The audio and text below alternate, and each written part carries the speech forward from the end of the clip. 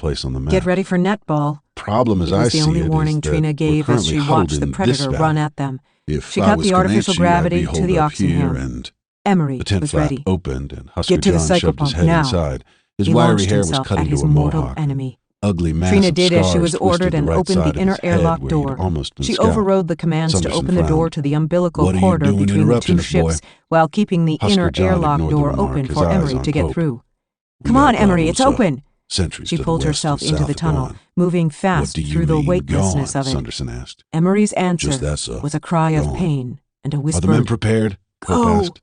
"Yes, sir." Whirling Word as is she spreading. grabbed one They'll of be the ready. side handholds, she Sanderson looked back grabbed at the Pope's open shoulder. airlock. "What are Against you hope, talking about? she I didn't prayed hear for any Emery alarm." to reappear. "This is Indian He did country, sir. not. We don't sound alarms in cases like Psychopomp. these. Open What I did airlock earlier hatch was 2D. different. I thought someone was in our Behind her, camp. the In airlock fact, door there unsealed might have and been opened. someone.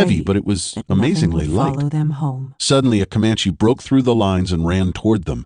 Pope raised the pistol and fired. A net grew out of thin air and caught the Comanche on the head, knocking him back and slamming him to the ground. The strange warrior stirred.